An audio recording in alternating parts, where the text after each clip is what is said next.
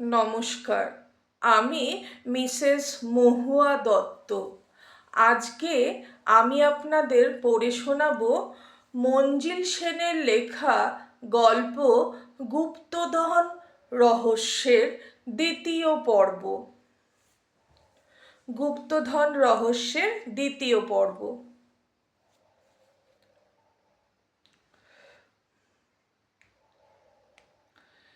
কিছুক্ষণ নিস্তব্ধতা, আবার সেই কান্নার আওয়াজ ভেসে এলো। এবার কিন্তু শব্দটা আসছে উল্টো দিকের জানলা দিয়ে। এবার হাফসি জানলার কাছে এসে দাঁড়ালো। সঙ্গে সঙ্গে ভেসে এলো এক ঝলক হাসির শব্দ, আর সেই শব্দকে ছাপিয়ে আবার যেন কেঁদে উঠল কেউ। অমন অসম অমন অসীম সাহসী হাফসির মুখও কেমন যেন বিবর্ণ। চারিদিকে জমাট অন্ধকার, একটা ভুতুড়ে পরিবেশ।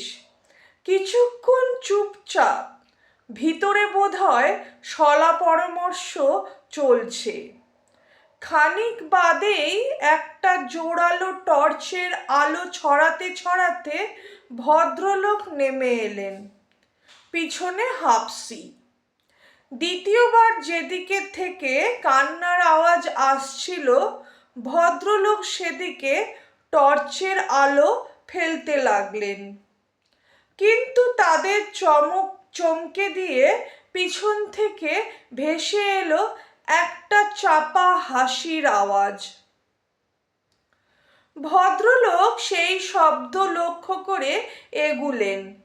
হাফসিও তার অনুসরণ করল। যেখান থেকে হাসির আওয়াজ এসেছিল তার কাছাকাছি যেতেই আরো একটু দূর থেকে আবার ভেসে এলো সেই হাসি। ভদ্রলোক আবার এগুলেন। এবার শব্দটা এলো তার বাদিক থেকে।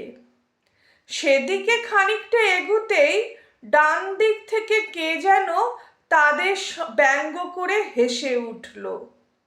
ভদ্রলোকও নাছোড় বন্দার মতো শব্দ লক্ষ্য করে একবার বাদিক একবার ডান দিক, তারপরেই সামনের দিকে পাগলের মতো ছুটে চললেন।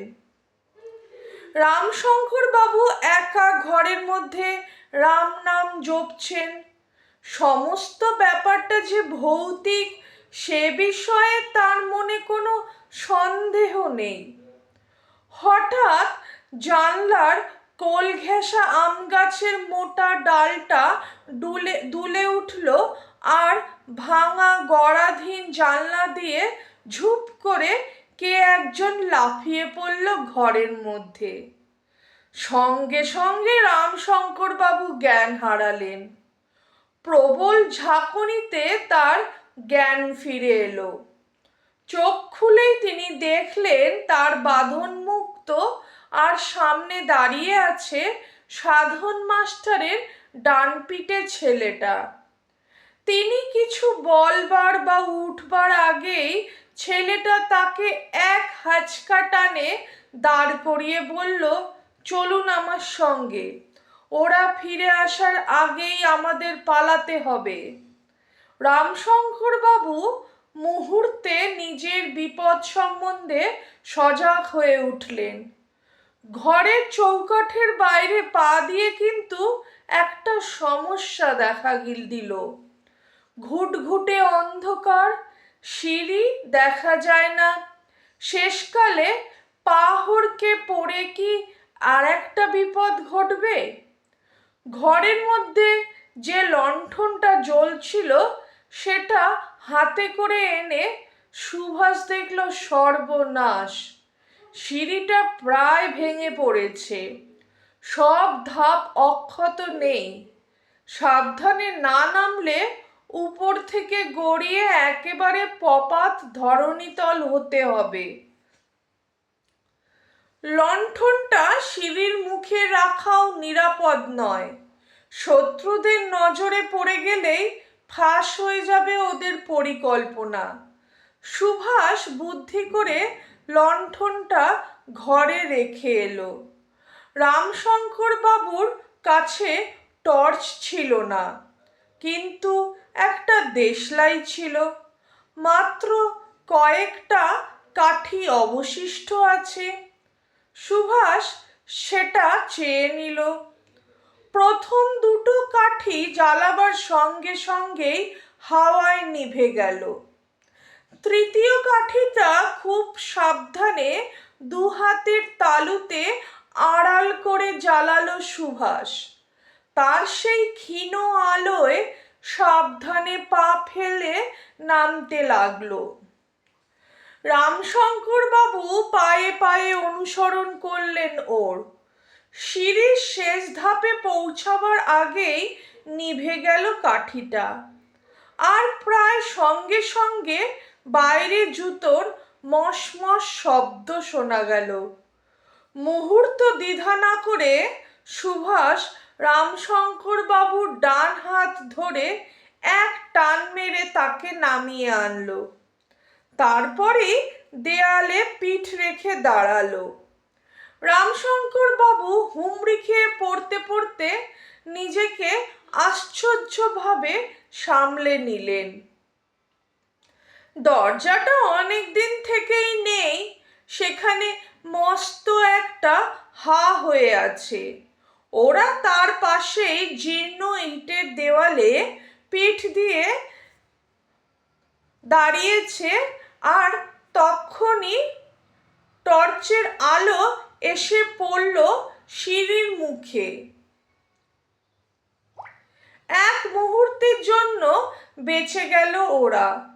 সুভাষ মনে মনে ভাবল, ভাগ্যিস লণ্ঠনটা ঘরের ভেতর রেখে এসেছিল। জুতোর শব্দ আরো এগিয়ে এলো। নিঃশ্বাস বন্ধ করে দাঁড়িয়ে আছে ওরা। টর্চ হাতে প্রথমে ঢুকলেন রামশঙ্কর বাবুর ভাড়াটে, তার পিছন পিছন সেই হাফসি। সুভাষরা তাদের দিকে পিছন করে থাকায় ধরা পড়ার সম্ভাবনা ছিল না। হাফসি উপরে সিঁড়ির প্রায় শেষ ধাপে পৌঁছে গেছে। সুভাষ প্রস্তুত হচ্ছে ওরা ঘরে ঢোকা মাত্র রামশঙ্কর বাবুকে নিয়ে ছুট দেবে, আর তক্ষুনি ঘটে গেল একটা অঘটন। অন্ধকারের নিস্তব্ধতা ভেঙে সশব্দে একটা হাঁচি দিলেন রামশঙ্কর বাবু। হাঁচির শব্দ মেলাতে না মেলাতেই তীব্র টর্চের আলো এসে পড়ল ওদের মুখের ওপর, চোখ ধাঁধিয়ে দিল, আর সঙ্গে সঙ্গে একটা হিংস্র গর্জন।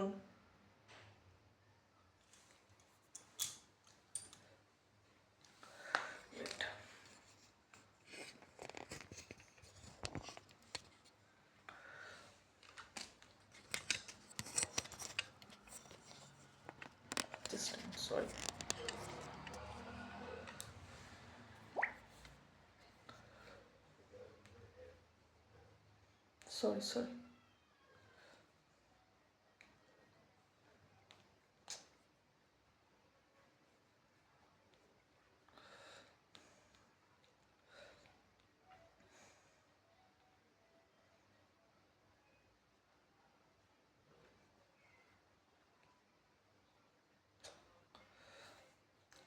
ফুটবল খেলায় অনেক রকম অবস্থার মুখোমুখি হতে হয়েছে সুভাষকে। উপস্থিত বুদ্ধি কখনোই হারায়নি। রামশঙ্কর বাবুর হাত ধরে তাকে প্রায় টেনেই বাইরে নিয়ে এলো ও। তারপর চাপা গলায় বলল, বাঁচতে চান তো ছুটুন। সুভাষ নিজে একজন নামকরা অ্যাথলিট। গত বছর 100 মিটার আর 200 মিটার দৌড়ে জেলার মধ্যে প্রথম হয়েছিল। কিন্তু রামশঙ্কর বাবু প্রাণের ভয়ে মরিয়া হয়ে যে দৌড় দিলেন, তা সুভাষকেও তাক লাগিয়ে দিল। হাফসিও ওদের পিছু নিয়েছিল, কিন্তু ওদের সঙ্গে দৌড়ে এঁটে উঠতে পারল না। তাছাড়া সিঁড়ি দিয়ে নামতে তার যেটুকু দেরি হয়েছিল সেই সময়টুকু খুব কাজে লাগলো সুভাষদের। পরের দিন সন্ধেবেলা রামশঙ্কর বাবুর বাড়িতে বৈঠক বসেছে। অজয়, সুভাষ আর নরেন একটা তক্তাপোশের ওপর বসে আছে। অজয়, সুভাষ আর নরেন একটা তক্তপোশের ওপর বসে আছে।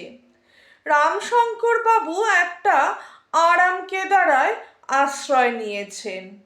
গতকাল তার উপর দিয়ে কম ধকল যায়নি।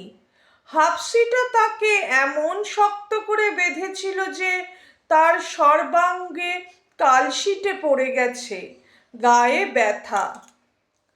হাফসি আর তার প্রভু সেই ঘটনার পর থেকে একেবারে নিপাত্তা। তারা যে অংশে ভাড়া ছিল তার সদর দরজার তালা অজয়ের পরামর্শ মতো ভেঙে ফেলা হয়েছে। দুটো ঘর, কিন্তু আশ্চর্য, বাক্স, বিছানা কিছুই নেই। নিশ্চয়ই গত রাত্রের ঘটনায় আগে তারা মালপত্তর সরিয়ে ফেলেছিল। তার অর্থ তারা আঁটঘাট বেঁধে নেমেছিল কাজে। যে দু চারটে অপ্রয়োজনীয় জিনিস তারা ফেলে গেছে তা থেকে তাদের সম্বন্ধে কিছুই জানা গেল না। অনেক খোঁজাখুঁজির পর অজয় একটা আধপোড়া খাম উদ্ধার করলো। খামের উপর লেখা ছিল, বাকি অক্ষরগুলো পুড়ে গেছে। অজয় খামটা নাড়াচাড়া করতে করতে বলল, ভদ্রলোকের নাম তাহলে কালী কিঙ্কর। ওকে বাধা দিয়ে রামশঙ্কর বাবু বলে উঠলেন, কিন্তু উনি যে আমার কাছে নাম বলেছিলেন প্রেমাংশু মিত্র। অজয় চোখের চশমাটা খুলে রুমাল দিয়ে কাঁচ দুটো মুছতে লাগলো। সুভাষ আর নরেন জানে ওটা হলো ওর গভীর চিন্তা করার লক্ষণ। অজয় চশমার কাঁচ মুছতে মুছতেই রামশঙ্কর বাবুর কথার জবাব দিল। বলল, ওটা ছদ্মনাম। বর্ধ থেকে বোঝা যাচ্ছে বর্ধমান, আর রামসদয় নিশ্চয়ই কারো নাম নয়, কারণ কালীকিঙ্করের পরে যদি অন্য একটা নাম থাকতো তবে তার আগে কেয়ার অফ কথা লেখা থাকতো, যেমন কালীকিঙ্কর কেয়ার অফ রামসদয়। আমার মনে হয় ওটা কোনো বাড়ি কিংবা হোটেলের নাম, যেমন রামসদয় লজ কিংবা রামসদয় হোটেল, বর্ধমান। নরেন উড়ুতে চাপ্পড় মেরে বলল, ঠিক বলেছিস। জানিস তো, বাবার বর্ধমানে কাপড়ের দোকান আছে। আমাকে মাঝে মাঝে ওখানে যেতে হয়। সেখানে রামসদয় হোটেল আমার চোখে পড়েছে। কার্জন গেট পেরিয়ে শহরের দিকে যেতে বাঁ হাতে ওই হোটেলটা। রামশঙ্কর বাবু এই কিশোর ছেলেটির বুদ্ধির পরিচয় পেয়ে অবাক হলেন।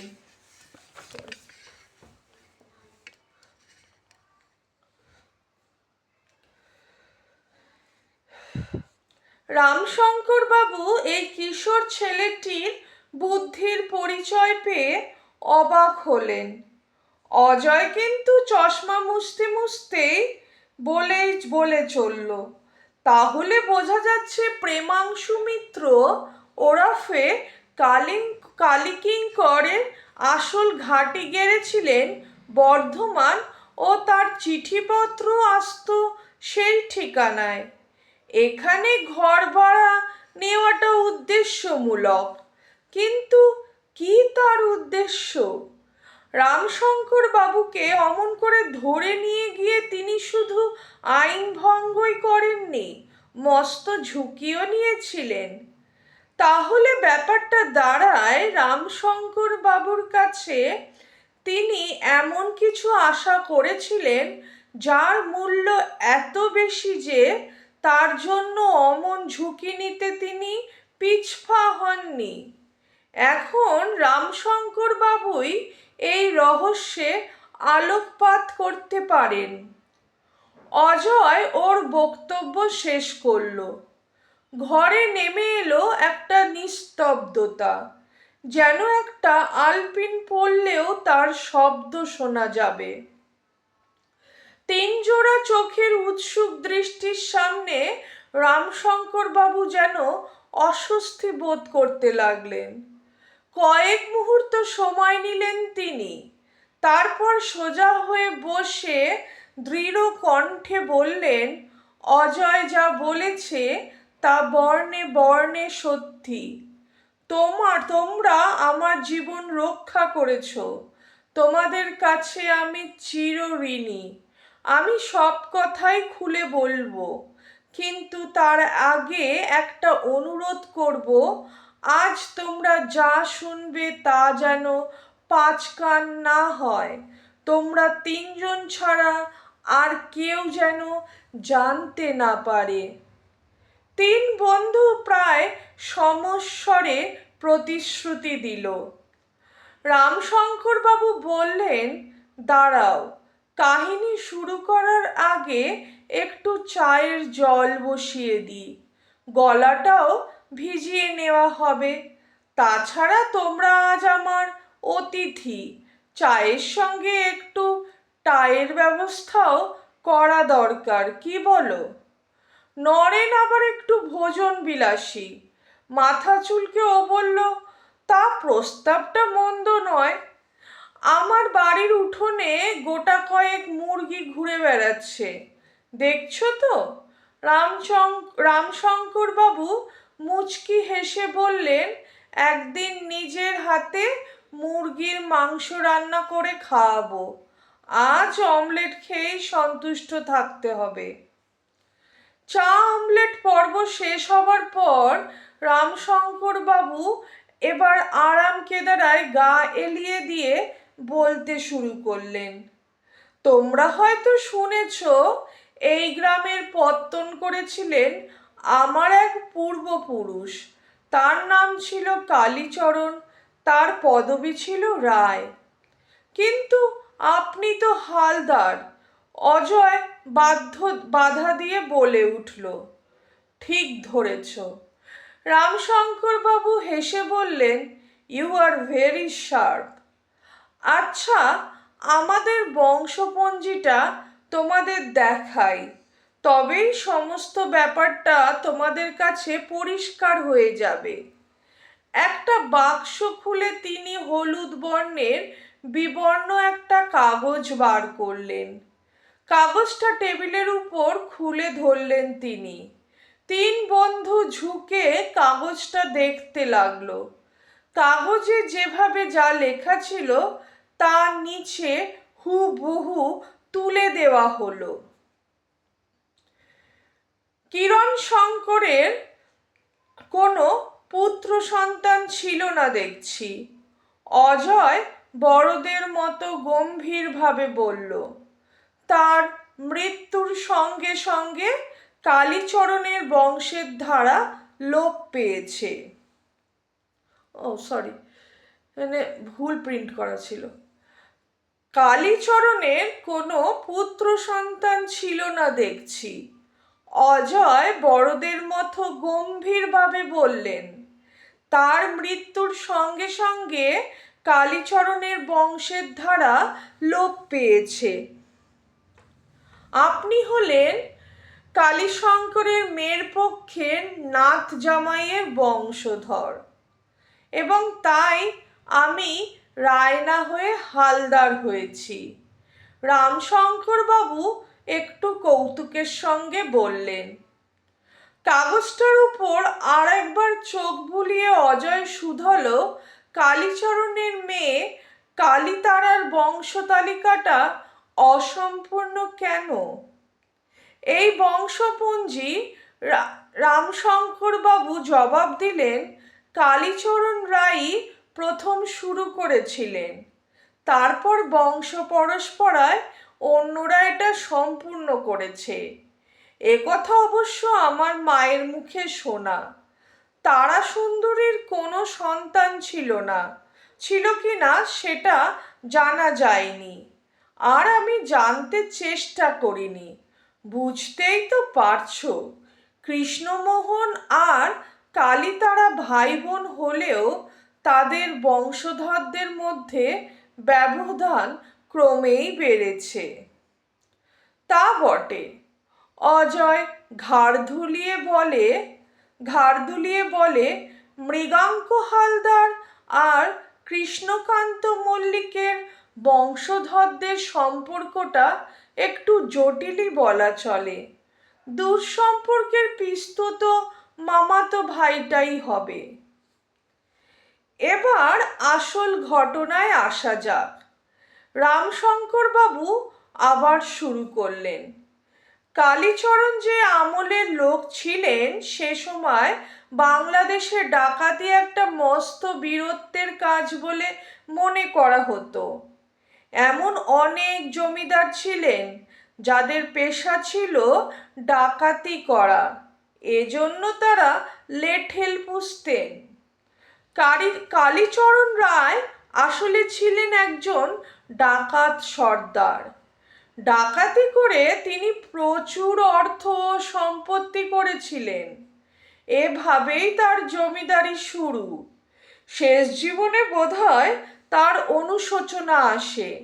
তিনি একটি জবানবন্দি লিখে যান, সেটা অনেকটা পুঁথির আকারে লেখা। যা হোক, সেটাও বংশ পরম্পরায় আমার হাতে এসেছে, সেটা আমি তোমাদের পড়ে শোনাচ্ছি। রামশঙ্কর বাবু তুলোট কাগজে লেখা একটা পুঁথি বার করলেন, তারপর একটু কেশে পড়তে শুরু করলেন। আমি কালীচরণ রায় সজ্ঞানে এবং সুস্থ মস্তিষ্কে এই কাহিনী লিপিবদ্ধ করিতেছি। বাল্য ও কৈশোরের আমি সাতিশয় দুরন্ত ছিলাম। বয়স বৃদ্ধির সঙ্গে সঙ্গে কুসংসর্গে পথভ্রষ্ট হই। স্নেহময় পিতা এবং স্নেহময়ী জননীর শত অনুরোধ উপরোধ উপেক্ষা করে যৌবন সন্ধিক্ষণে এক দস্যু দলে যোগদান করি। দস্যুতায় সেই আমার প্রথম হাতে খড়ি। আজকে গল্পটা এখানেই থামাচ্ছি। নেক্সট ভিডিওতে এই গল্পের তৃতীয় অধ্যায় নিয়ে আসব। আমার গল্প পরিবেশনা যদি আপনাদের ভালো লাগে তাহলে প্লিজ আমার চ্যানেলটা সাবস্ক্রাইব করবেন। এতক্ষণ আমার সাথে থাকার জন্য আপনাদের সবাইকে ধন্যবাদ।